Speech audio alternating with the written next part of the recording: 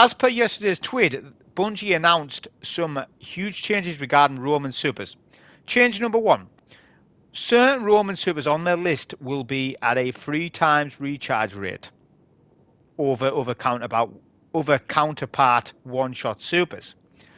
Also, Roman supers on the list that they said will do a increased damage to champs of 30 to 55% extra damage to champions.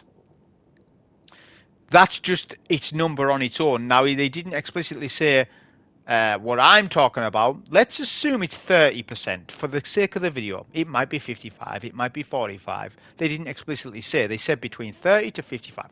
For the video purpose, let's say it's 30. Let's lowball it. So you're getting a buff there, 30%. You're also getting your super 3 times faster. Therefore, the neutral game is going to be about getting to your super as quickly as you can.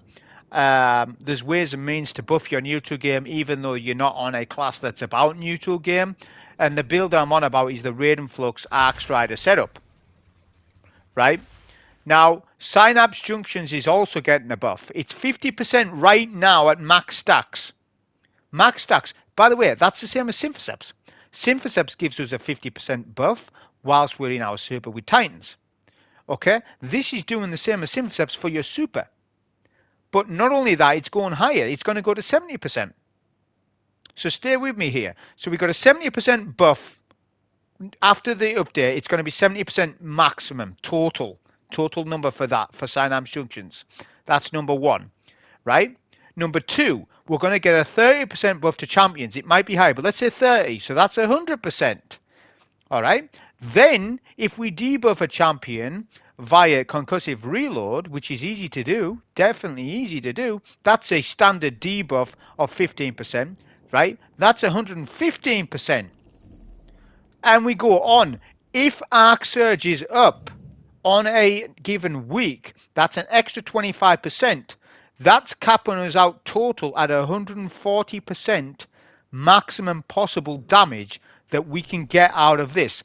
That means we are going to be able to solo one cycle barriers, unstoppables, and overloads. And you're going to say, well, hang on, how is that possible? Well, I'm going to tell you this. Your super, RAIDEN Flux, can stun unstoppables and overloads. Look, Lethal Current tells you that it can. After dodging, which you need to dodge, make sure you dodge. It's part of the strat. After dodging, your next melee attack has increased lunge range, jolts the target, and creates a damaging aftershock. Damaging any jolted target with melee attacks also blinds them. So you're doing both things. Now, there's nothing about barrier, but you can solo one cycle champs now nearly. It's close. Right? With the buff of the numbers that we're going to be getting, you can melt champs without a barrier weapon. Okay? In the super. Now, if you wanted to add tractor cannon instead, the buff will be higher because it debuffs higher. It's 30% debuff is tractor. So it will be even higher. It would be 155% total.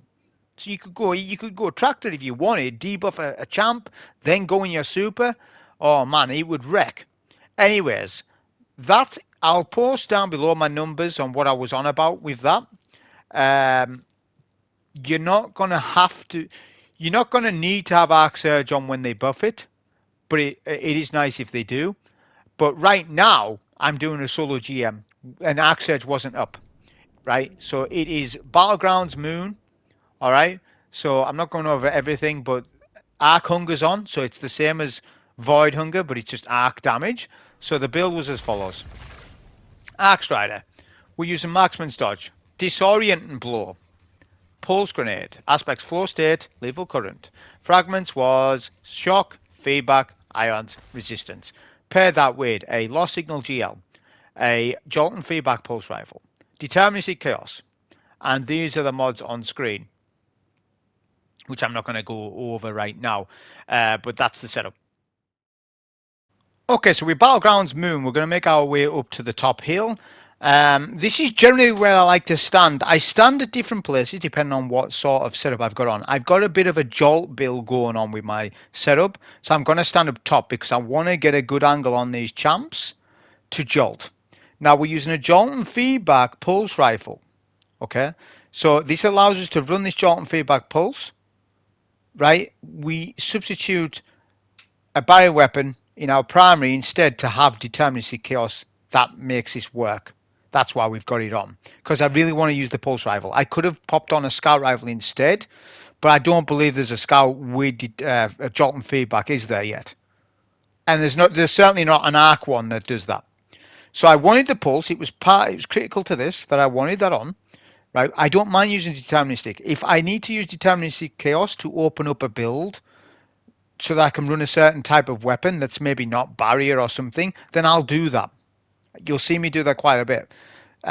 So the goal here is to jolt champs. You're not doing ad clear. We're not actually doing any ad clear here. We're jolting the champs over and over with pulse grenades and jolt and feedback, so that the jolt will do all the damage to all the minor enemies whilst dealing with the barriers. Because our first goal, you need to remember the spawns on this. When you kill Wizard and the Knight, if there's still barrier champs alive, the key VIP target spawns up, as in the Acolyte, as in the annoying dude. If that happens, that's a bit of a L, and you need to relaunch your run, I would say, because you're going to then have a barrier champ alive, right, when you didn't need to be. All you need to do is kill the champ first. So what I'm saying is you slow down your ad clear a little bit when you get to the Wizard. Take down whatever bane it is. It could be any type of bane. So if it's the healing one, I have had the healing one here. It is annoying, but just see what you get. But my goal there was to take down all the barrier champs that spawn, because they're independent spawns. The next trigger for the Acolyte is the Knight and the Wizard. The last Knight and the last Wizard are the trigger for the Acolyte, and the Acolyte needs to be killed immediately. If you do not kill the Acolyte, you will not get ability regen for your super, therefore making you kind of useless a little bit. So be aware of that. So get your Wizard finishable. We've done all our ad clear. We've done it all. We're good. Right? We're going to get a finisher kill. Stay behind cover. Try and loop around, because obviously there's that laser thing. So we'll debuff target, then GL, then we super. Now the tracking on this guy is a little awkward. I missed my heavy palm attack there. I'll talk about combinations with Axe Rider in a minute. But that's your goal. If you can do a little bit extra ad clear with your super, by all means, but I would recommend you get an exit point. You need at least 10% of your super left, I would say, for an exit point to come back here. This is my next place I like to stand.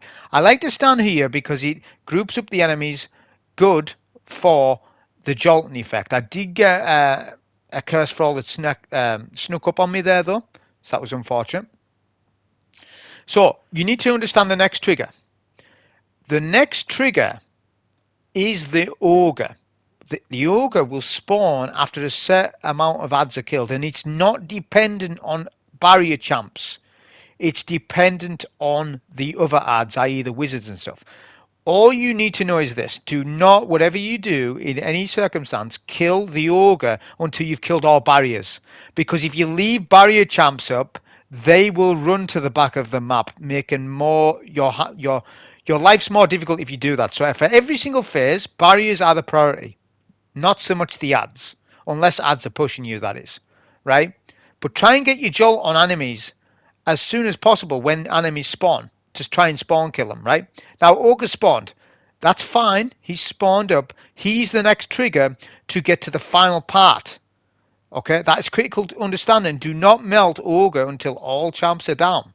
And all knights are down, for that matter. You may as well, because that's your next base of operations to fight from. See, there was one barrier left. So we use this piece of cover left and right sort of thing, this little structure here in middle, which I think is a good place to fight. I think it's all right here. I actually quite like it, rather than up on top on the cliff. Now, obviously, it's Arc Hunger, so we're going to proc. It's the same thing as what I explained. If you saw my Proven Grounds video, it's the same deal. We need to buff Arc Hunger up to get the ability surge. The problem is with what I found, right? Okay, so on Proven Grounds, it was a lot easier with the hunger, whereas opposed to on this GM, because it's Arc Hunger, and if you don't have Arc Hunger procced, all the wizards melt you so much more. Like, it's not even funny how much you get melted by wizards. So I would say that I think Proven Grounds was a funner GM than this one. It always is anyways. I actually quite like Proven Grounds. I don't like BG Moon. I think I've told people I don't like BG Moon. Um, Not that much. I just don't like it. I think it's extremely boring. I hate it. I think it's such a small GM, but it is what it is. So we use Super here. Now look at this. We stun Unstop. We stun him with the blind because we blinded him. We've also jolted him as well, which I know jolt doesn't stop unstops, but it adds damage. So I had a guy comment the other week there on my RAIDEN Flux video about when we're blind and unstops. So I believe the base heavy palm attack, right, or the heavy air attack that you do with RAIDEN Flux does stop unstoppables. Don't do that though. You need to dodge because you want to jolt and blind, not just blind. It doesn't matter what champ it is because jolt will add more damage for you in the end. So get to dodging. Hunters, you need to make sure you dodge. So the combination is as follows. The perfect combination is super, right? Dodge. Then you do light, light, heavy. But you need to have the dodge for the lethal current. Then your Synapse junctions, I think it's called, will stack up. Obviously, you're going to get that buff. And you keep doing that over and over. Now, you can do the light, light, heavy technique. I would say at least 7, 8 times you can do that. You can do it at least 7, 8 times. That's the most possible damage you can get with the super. I know that for a fact. There's other combinations where you can do like, I think it's 4 light, then a heavy, and it does another attack. Arc Strider is one of the most complex Roman supers in the game because of its combinations. Now, I've been using Silk Strike lately, and I think, in my humble opinion, that Arc Strider has a better super than Silk Strike. I just think Silk Strike's naff. I don't think it's that good. I don't think it's as good as when it launched. For some reason, it's just not as good. And there's no combinations. Silk Strike's just like you're using like your arm, your sewn arm to do these weird moves, and then you do the heavy attack, and it costs so much super. This is a way better super than Silk Strike. But Strand Hunter has better neutral game. Fair enough. But I don't think it'll matter too much because you're going to get your super 3 times faster. 3 times faster. As opposed to now. Right? That's a big deal. That is a big deal. So you're going to want a loadout to get your super as quickly as possible. But listen, I know that certain builds don't have the same neutral game as maybe prismatic builds, right? And that's what puts people off. But you need to make your neutral game better then. It's a you problem, this. It's not a problem of, oh, well, I'm not on prismatics, therefore I'm worse at neutral game. That's you, that though. You're not making the bet. You can make the best of it. And by doing a better neutral game, I mean this. I mean getting weapons that are making you more powerful. Like, for example, I've got this weapon on Jolt and Feedback. It's literally one of the best perks in the game now. Better than Vault Shot, because Vault Shot requires a reload, and this is a problem. Because if you're up against a champ that does not have an add alive, you can't access Jolt. But Jolt and Feedback procs off damage alone. That makes it king. Now we're going to pop a super here and skip. Skip all of this. You don't need to clear any enemies. Just skip. That makes it king. So I would just say to you, that pulse rifle, you shouldn't have deleted it if you did. And if you did, you need to go and farm it up. This pulse rifle, Vantage Point, whatever it's called. Because it's literally the best gun for overloads and unstops. It stuns overloads and unstops in one, because the jolt will stun unstops, and we have unstoppable pulse. So Vantage Point is a fantastic weapon. It's really, really, really good. It's meta. It's meta. Make sure you use it. So for the Ghost Cannibal, we're going to use the exploit. We're going to speeding up the footage, because you're not going to learn. You're going to learn information off it, but you're not going to learn. I can tell you all the information you need to know about this really quickly. When you jump into this girder, whatever it's called, right? Yeah, let's call it a girder for my purposes. You need to not move at all. You can move your camera, but not your character. So on controller, you can move your right stick, but you cannot move the left stick, because that would then mean that you're doing footsteps. Whereas your right stick turns your head. So you can turn your head and ADS adds, but you cannot move an inch. If you move at all, the ads will sense you and kill you. And if there's a bane, right, you're fine. At least with the bane I had the worst bane. I had the meteor one, and the meteors track you. No matter where you are, they'll track you. But my bane was on the left hand side, and he wasn't really bothering me, and the meteors didn't hit me at all, so it wasn't a problem. I don't imagine they would be a problem, but if the bane's right in front of you, maybe he would be. But let me know how you get on with that. It's RNG. Like if you get a drain one, right? As long as the bane's not in front of you, you're all right. Which the bane shouldn't go in front of you, because the unstoppables take priority of that.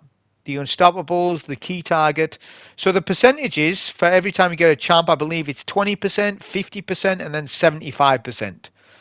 Right, that's the key phases. So hack progress will not stop, only on those phases. 20, 50, and it's RNG. Say I got the worst RNG because there's 3 doors in this room, right? It's a random chance to get an unstoppable out of those doors. Each time I got a door that I could not see. If I'd got the door in front of me, I would have been able to melt unstoppables quicker.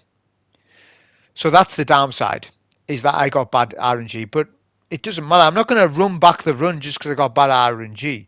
I'm just going to do the run. Simple as that. It doesn't matter. It's not that it's going to, it's not make or break. I'm just saying that some people can get better luck than others with the rotations of unstops. It just depends. Right? It just depends. That's all it is.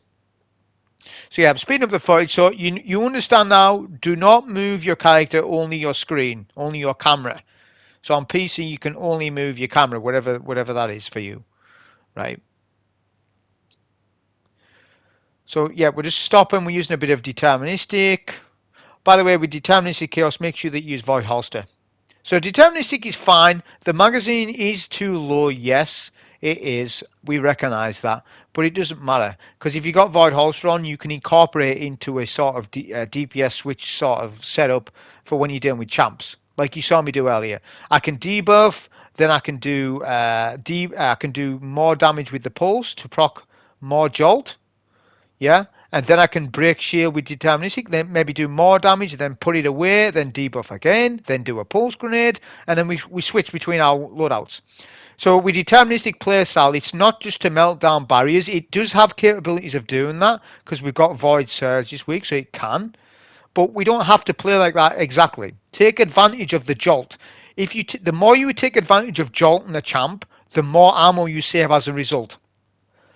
You don't have to spam an entire 50 round mag into a champ with deterministic.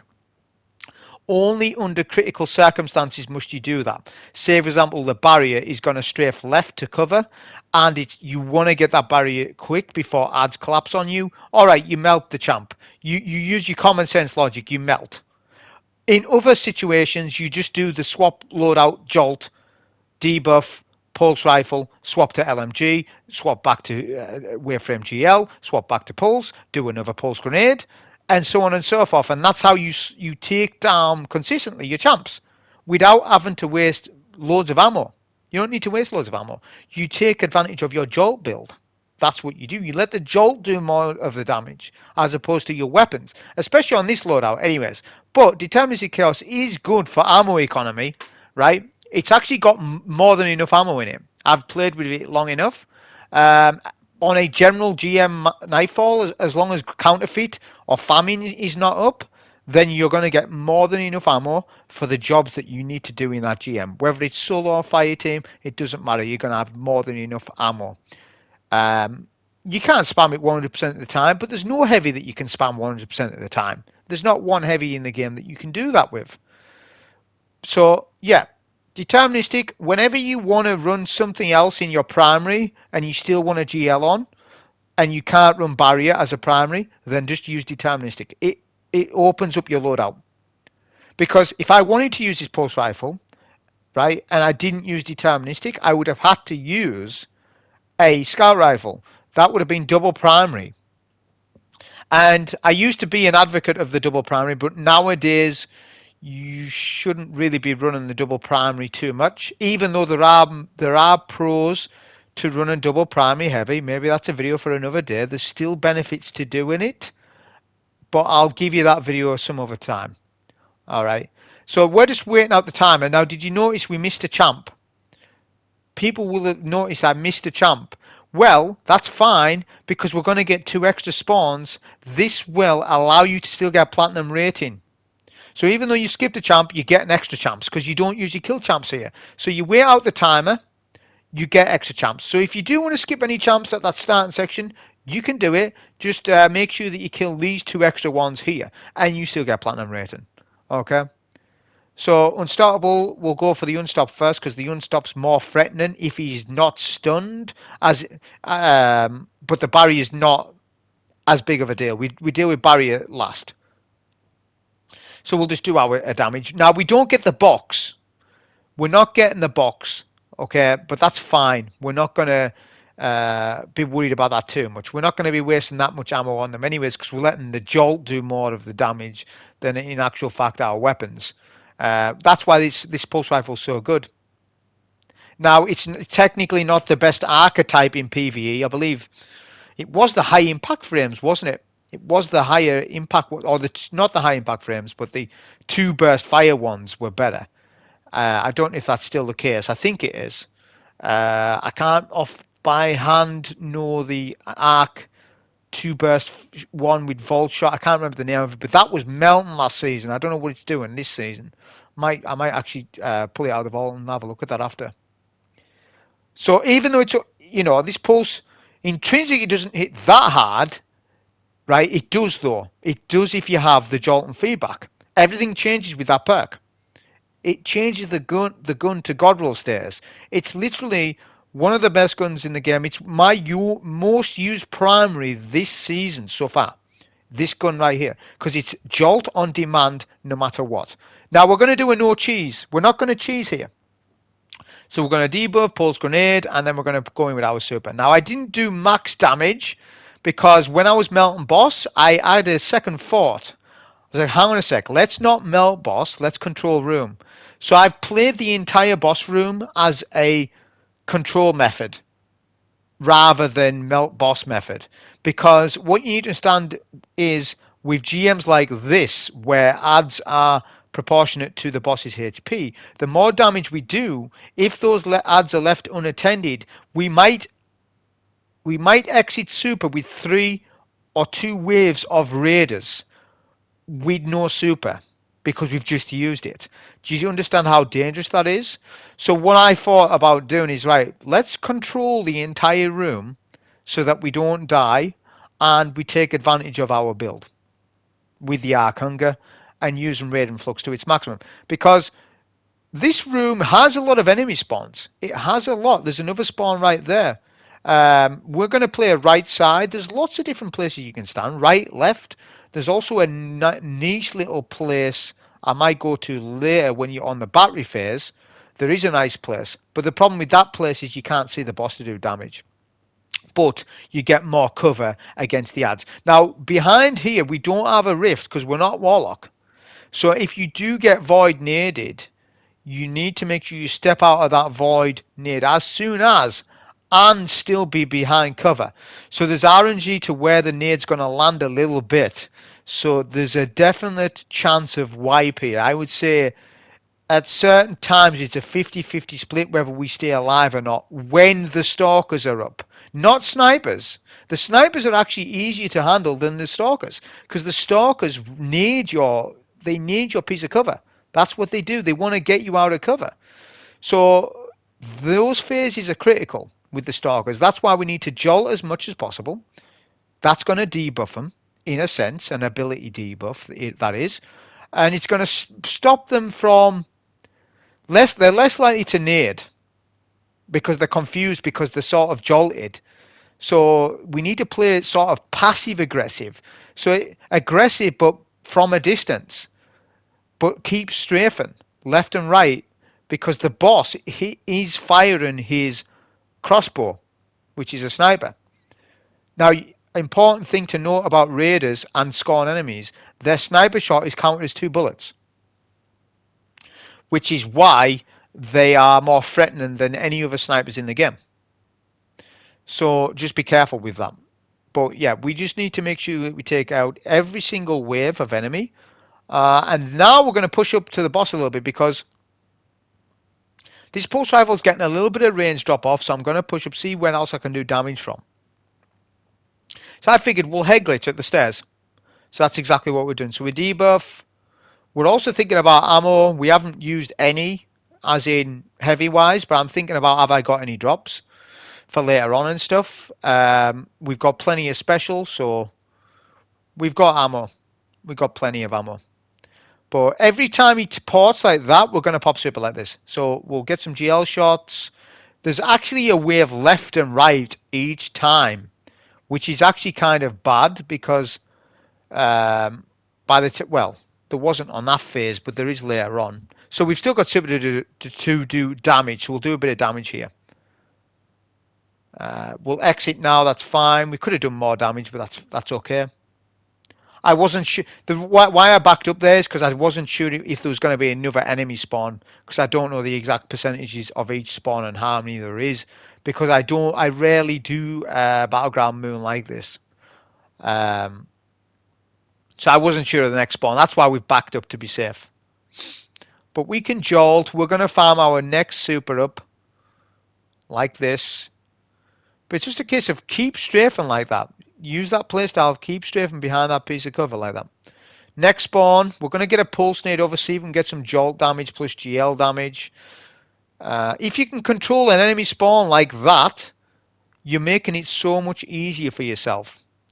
That's why I think when possible, it's better to DPS in mid, right at the stairwell, because when that enemy spawns in, if they are top left or top right, you can quickly pulse nade them. Whereas if you're back here, you're going to miss the trigger and you will miss spawn kill. Therefore, enemies spread out, they become more of a problem. Especially if it's stalkers. Especially if it's stalkers. I am more frightened of stalkers than the boss. The boss isn't too bad. He hits you quite hard, yes. But he's easy controllable. The stalkers, there's RNG elements to where their void nade goes. It's obviously going to go somewhere near you, but if it goes exactly at the wrong place, then you need to get out of the nade. Then the boss sees you because you have, and the boss snipes you, but then you're weak already and you're dead. That's how you'll get a death, exactly how I've just explained it to you. Spawn on right, we've got super again. We'll use that. Try and spawn kill when we can. Do some boss damage. We are not doing combos here. We could have done more damage there. But we are just... there's a reason why I'm playing like this, which I'll explain in a minute. So that's that done. Let's see how the boss reacts. He's gone to that same location. So he has a routine as well, this boss. He goes to certain different areas of the map. He also does not put tether up on phase 1. He'll only put that up on phase 2.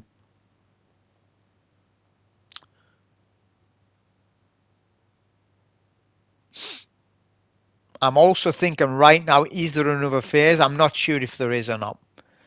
But I don't think there is. But at the time on the run, I was thinking, is there one more phase? Because if there is, I would rather kill that phase before sending the boss away. Okay, and also, I want a super. That's another thing as well. I think that's another reason why I stopped doing damage with the super, is because I'm calculating how much HP the boss has left proportionate to my ability surges. I need to get 2 procs of an ability surge to get my super back for unstoppable phase. It's absolutely essential for me that I have my RAIDEN Flux up for the unstoppable phase. That is an almost certain wipe if we don't play it correct. We could just play from distance and stop them. The thing about that is that you're a sitting duck for getting naded from stalkers. And we don't want to be in that situation for too long. The longer you're in a situation where you're playing too defensive, you're just going to get naded and probably die because you played too passive. So you've got to meet the balance. This is one of the only GMs I can think of where we play so passive aggressive like this. I'm sure people understand what passive aggressive means, right? You should understand. It's English vocabulary. You should know what that means. Okay? We're in a passive location whilst being aggressive behind it. There you go. So look at this. We're stunning both unstops. We nearly killed both. We were trying to finish that one, but he stomps me away, and I think about exit. So do you see the movement? We was lucky, but we made our own luck by not finishing the second unstop, because some of you would have been over eager and wanted to kill second unstop and then die. That's why I think people don't like Roman supers in GMs, because you're used to the old playstyle of like throwing novas and popping wells, so that you don't have to think about like exit strategies and stuff. But that requires more mental power, right? Well, yes, it does, but once you learn it, you'll find that it's fun as hell, right? Supers, Roman supers especially, are it's one of the most fun mechanics in the game for a long time, especially D2. D2 done a far better job of Roman supers than what D1 did. D1 was abysmal at supers. They were terrible at Roman supers. They were good with Bubble. Bubble was good. Nova Bomb was good. The Solar Warlock builds back in the day, the Viking Funeral builds was fun, but like in general circumstances, like hammers and stuff, hammers was ridiculous, like ridiculously bad. It was good when it came at first. Anyone remember hammers in PvP? 2000 and what was it? 15, whatever. But they nerfed the hell out of it, and PvE paid the price for that. And the super lasts no time at all. You go and play D1 on a Solar Titan, your super will run out so quick. You're like, what the hell is this? So Roman supers are really good in D2. And I totally agree with the statement of buffing them, right? To make they want to give us an incentive to use them. Okay. We don't want this chatter about, well, my neutral game. Are you suggesting that for 1 minute that the game should just be about neutral game? Because if you are, you're basically saying there's no point for supers then. Just make every single super one-shot style super with a strong neutral build, and that's every build. The word build means diversity. To have diversity, you need multiple avenues of different ways of fighting combatants. So when somebody says, I don't want this build or I don't like it, the next guy might though. The next guy might. So I want people to get out of the habit of like, well, the neutral build's no good. What's the playback loop? Screw it, man. There's no playback loop. You need to use your damn guns. Then you can super the enemies. That's your playback loop. You need to get good and comfortable with not having an ability up every 2 seconds. That's your neutral game. If you can't do it, if you can't play D2 without a strong neutral game, that's a you problem, not a me problem. You need to get into the habit of not maybe using Transcendence for 1 moment. Now listen, I would love it if Prismatic Hunter had Arcstrider on the super kit. Right, I would be all for it. Give Prismatic Hunters Arcstrider, Arc Staff. I'm all for it. It's part of my playstyle. I would love it because the neutral game would be amazing because you got Transcendence, but you would also have one of the best supers in the game. When they buff it, it's one of the best supers in the game. That would be really good. It would be really good, but they've given us the stupid arc blades. Now look at this blind. Perfect example of look at that. That's beautiful clip. So we would have died there otherwise if we didn't have Disorient and Blow on. Disorient and Blow blinds enemies. By the way, there's some artifacts coming out. You need to start blinding targets because you're going to do increased damage to blinding targets. So you might want to forget about Combo Blow for a bit. Blinding, Disorient and Blow is really good on unstops. It's really good for surviving like you just saw there. That was incredible. That was because the melee survived. And he was a shock bane as well, because you could see he was wanting to come round the corner. You could see it all day. And I'm dead at that point, because if a stalker nades me while that's going on, I'm done. I am absolutely done. So we're on battery phase, as you can see. Some close moments for sure. Right now, we're getting, like I said, with the Stalker grenades, but we are playing our life and managing my HP. We need to play a bit more aggressive. That's why we're getting naded, by the way. That's the example I was saying about Stalkers. They are threatening when you use cover because they want you to go out of the cover, right? And you just get naded more and more and more. If you can get some sort of status effect on a Stalker and you safe to do it as soon as possible. If you can spawn kill an enemy, a set of 5, 6 raiders, do it. If you can get a pulse nade on them as they spawn in, that will kill them quickly and it'll deal with them fast. And they're just less threatening if you spawn kill. So spawn killing ads in GMs is a big topic, and if you can do it, right, on a GM where there's no real safety, because there isn't that much safety in this GM, to be honest. I actually prefer the Mars GM boss as opposed to this one, because even though the Mars GM boss is freaky, because he can kill you so quick, but there's so much more cover. There's so much more cover on the Mars one. The Europa one, there's more cover as well. So I prefer Mars and Europa to this one. Mars is kind of nutty with the cap points. I know it is, but I still prefer it. I just think it's more fun because it's Mars. It's the old Mars that we don't have. So I just like it for that reason, I suppose. And I like the boss arena because there's cover everywhere you go. It's actually nice. So yeah, this piece of cover here is really good as well. This is good for battery phase because the boss is a non-threat, basically. So we want to strategize, right, when we're getting our batteries. When you dumping those batteries as well, you need to make sure that the other captain isn't near you, really. You can do that by sort of baiting them around, which you've saw me do that with a couple of captains. So that is my advice, I suppose. Get one finishable. Get them both finishable if you can. That's the best case scenario because the one that you kill, right, obviously he's dead, you get the battery, but that second one that is giving you problems, he's a quick finisher kill later on. Now, a fresh captain spawned up there. He's a Bane as well, a shock one, so we were kind of unlucky there. Look at that. We used the cover for mid, get our dunk. Now we're looking for enemy spawns. I'm not popping super yet. I don't want to commit to it just yet because there's a shock Bane. I want to super him, but there's no ads right now. There's a captain here. Remember, the captain that I prepped before, that's good. Because he would have been full HP there, and he would have been a nuisance for me. I could have blinded him, though, with the disorienting blow, but we'll use super here. So we use super. I was meant to throw my nade then super, but I pressed L1 and R1 at the same time by accident. That's no big deal, though. So we use super here on Bane. Look at the damage resistance that we're tanking, which I haven't talked about at all in this run. Reason being is because I talked about it at length on my Proven Grounds run. But I suppose let's retrace the steps because some people miss stuff that I say all the time because I say that much in a condensed video. With super resistance, in a Roman super, you get more of it than you do on a one-shot super. I don't mean more as in a higher number. I mean a longer period of time. If you throw your Nova Bomb in PvE, you will get the super resistance mid-animation.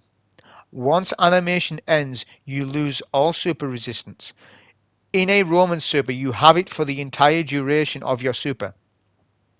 Now, because it lasts so long, especially with RAIDEN Flux, you can use it defensively and offensively. So even though this is the offensive version that Bungie has quoted saying, you know, RAIDEN Flux is the offensive version of Arcstrider, I would disagree with that. It is. No, I would agree with that comment, but I would also say it's also the defensive version because I've just used Blight Ranger today and it's terrible. Do not use Blight Ranger. It's not good at all. The playback loop of Blight Ranger is outrageous, especially when you are solo. Reason being is you're going to save an entire super to guard and hope that it does some damage. I tested the damage. It just doesn't do that. It doesn't do the damage you need it to do when you want it to. There are some circumstances where if you're up against an ogre and you guard with Blight Ranger, you do a sizable amount of damage. But that's up against ogres. I'm not up against ogres. I'm up against Scorn enemies. There might be unstops, but we want to kill an unstop outright anyways. So in every single situation, you're still better off with RAIDEN Flux over Blight Ranger, because Blight Ranger just still has no place in PvE. They would have to up the damage by hundreds of percentages for me to use Blight Ranger. I tested it today. If you're going to come round to me and tell me, oh, I think Blight Ranger is better than Raiden, you're off it. You're mad. You've lost it. You've lost the plot if you think that. It is always better to try and spawn kill champs as opposed to try and do guard and defend against them and stuff. You can use this super offensively or defensively. A defensive way is using it as a panic button.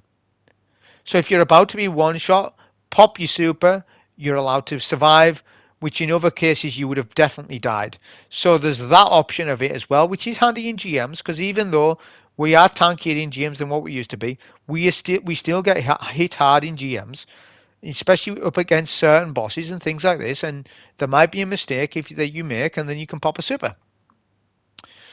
That's your defensive tool. So yeah, it's an offensive tool and a defensive tool all in one, but primarily using it as an offensive tool, so that adds it down, because once you isolate, that is the key word. If you can isolate enemy spawns away from a boss, you are there now in a defensive position, because now it's just you and the boss, and you and the boss is easy manage. You can easily manage just you and the boss, can't you? You can avoid his snipes all day long. You can do what you want. But when the Scorn enemy's alive, no, it's not as easy. So, killing enemies quicker, or jolting them, in my case, is the way to go. Or debuffing them with GL as well, because we overload them with the GL. So now I'm just seeing what enemy spawn's coming up next. I've got super for it when that happens. This is when he keeps putting up his tether points. This is where it becomes more annoying. He does, to be honest. It does annoy me with his tether points. But yeah, we can literally push up. We can do what we want, to be honest. We've got a radar as well. I will say, this is the first time I've soloed Battlegrounds Moon with a radar, and it helps so much more with a radar. Just being able to look safety to my left. I know there's an audio cue, but just being able to have that safety of, I realise there's no ad to my left. I'm good. It gives me peace of mind. I can use radar. Once I hear out the audio cue, if any ads do separate out, at least I know where they are roughly in the vicinity of the room. So yeah, I found radar just to be helpful. I don't know why we had GMs where they weren't radar. If somebody could give us an answer, like why there's no radar on standardized GMs, because I can't see any single reason at all why they would get rid of a radar, other than they want to surprise you with stuff. Yeah, sure. But we know all the enemy spawns anyways. So just not having a radar is just annoying. It's just of an annoyance. That's all it is. Now, we're not going to do our full clear here. We're not going to get loot. We have transcended above loot, and we are going to go to orbit, because we want to keep the checkpoint to test this again next week. Hope you enjoy. Thank you.